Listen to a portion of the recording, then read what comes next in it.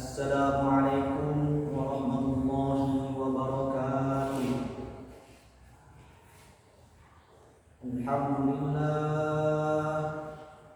Alhamdulillahi hamdan katsiran kama amara wa asyhadu an la ilaha illallah wahdahu la syarika lah wa asyhadu anna sayyidana Muhammadan abduhu wa rasuluhu arsalahu kaffatan lin-nasi basyiran wa nadhira wa hadiyan ilal haqqi wa sirajan munira. Fa shalawatullahi wa salamuhu alaihi wa ala alihi wa sahbihi ajma'in. Amma ba'du. Fa ya ibadallah, usikum wa nafsi bitaqwallahi bi'tidaril awamiri wa ijtinabin nawahi. Ma'asyiral muslimin, jamaah salat Jumat rahimakumullah. Pada kesempatan ini izinkan saya berwasiat khususnya untuk diri saya sendiri dan untuk seluruh jamaah yang hadir pada siang hari ini. Marilah kita senantiasa meningkatkan kualitas keimanan kita dan senantiasa meningkatkan kualitas ketakwaan kita kepada Allah Subhanahu wa taala dengan menjalankan semua perintah-perintah dan berusaha sebaik mungkin untuk meninggalkan semua larangan-larangan. A'udzu billahi minasy syaithanir rajim. Bismillahirrahmanirrahim. Innal ladzina amanu wa 'amilus shalihati kanat lahum jannatul firdausi nuzula. Hadirin jamaah Jumat rahimahullah. Ada dua contoh makhluk Allah yang mana jika kita mengikuti contoh yang pertama, maka kita akan termasuk hambanya yang celaka. Dan jika kita mengikuti contoh yang kedua, yang satunya lagi, maka kita akan beruntung walaupun kita banyak melakukan kesalahan atau banyak melakukan kemaksiatan.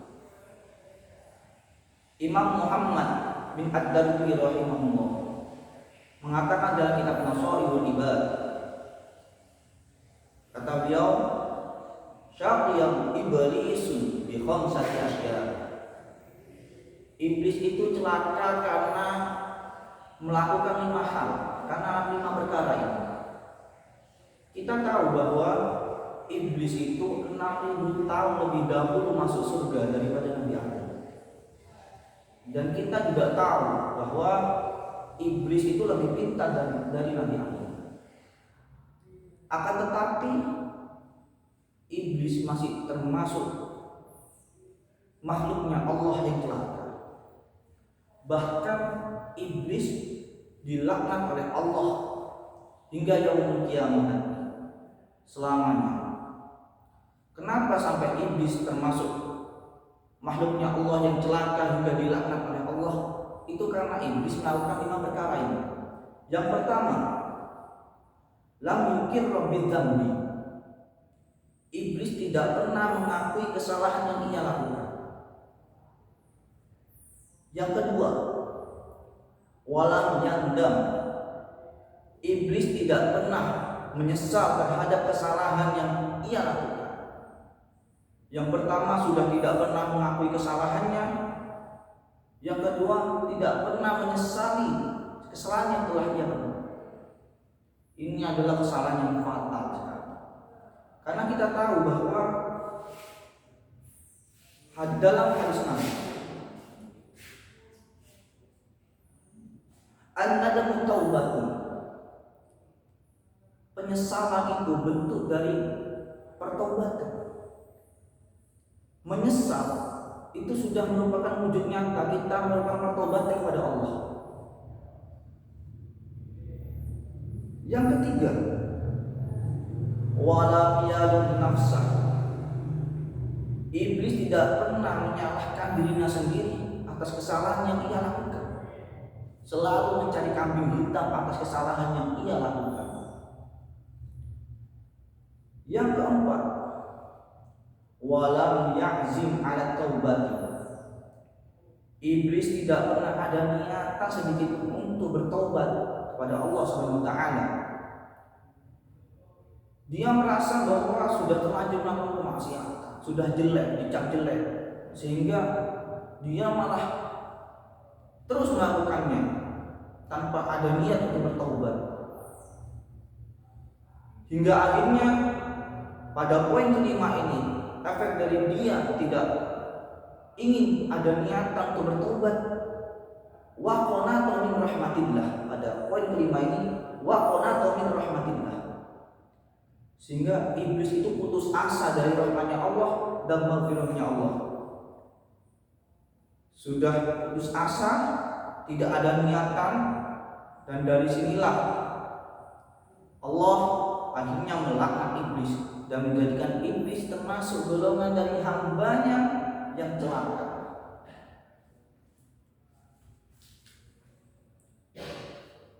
Sebaliknya, contoh yang kedua, kebalikan dari iblis, ketika kita mengikuti contoh ini, kita akan termasuk golongan hambanya yang beruntung. Yakni kita tahu bahwa Nabi Adam pernah melakukan kesalahan hingga akhirnya dikeluarkan dari surganya Allah Ta'ala. Akan tetapi meski melakukan kesalahan, Nabi Adam masih tergolong sebagai hambanya yang beruntung. Kenapa Nabi Adam masih tergolong hambanya yang beruntung?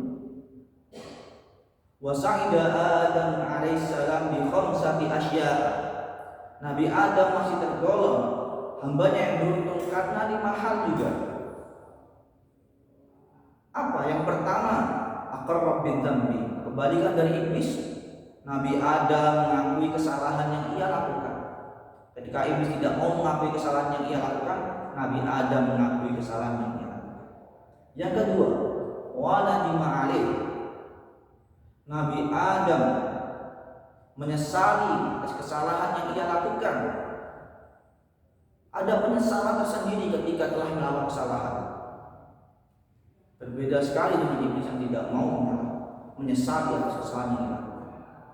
Yang ketiga, wala nafsa. Nabi Adam menyalahkan dirinya sendiri ketika melakukan kesalahan. Padahal meskipun sebenarnya ketika Nabi Adam melakukan kesalahan itu iblislah yang sebenarnya menjerumuskan Nabi Adam.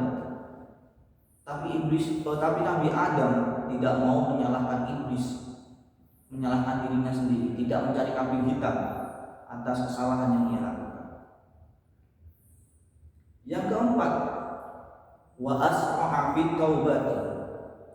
Nabi Adam itu ketika melakukan kesalahan sesegera mungkin bertobat kepada Allah, tidak menunda-nunda. Karena kita tahu bahwa kita tidak ada yang tahu umur kita seberapa, panjang atau pendek, masih dikasih kesempatan umur panjang atau tidak ada yang tahu soal umur. Jadi Nabi Adam segera mungkin melakukan pertobatan kepada Allah, menggapai maghfirahnya Allah. Yang kelima, walam yaqnat min rahmatillah. Nabi Adam tidak pernah putus asa akan rahmatnya Allah dan maghfirahnya Allah. Ini penting kita pelajari bersama, bahwa jangan sampai kita merasa putus asa akan rahmatnya Allah, jangan sampai kita putus asa akan maghfirahnya Allah. Karena kita tahu salah satu dari tugasnya iblis, setan, dan salah satu ambisi setan yakni membuat manusia itu putus asa akan rahmatnya Allah dan akan maghfirahnya Allah. Banyak sekali orang-orang yang sudah putus asa, merasa dirinya sudah dicap jelek, sekalian tambah jelek. Ini yang harus dihindari. Kita tahu bahwa Allah itu Al-Ghafur, Maha Pengampun.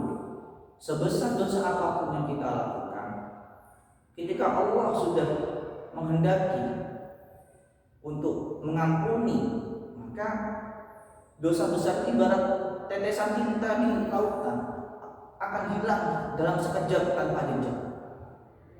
Kita harus terus memohon ampun. Ketika kita melakukan kesalahan, kita segera mungkin ketika ingat memohon ampun kepada Allah. Melakukan kesalahan lagi, memohon ampun kepada Allah.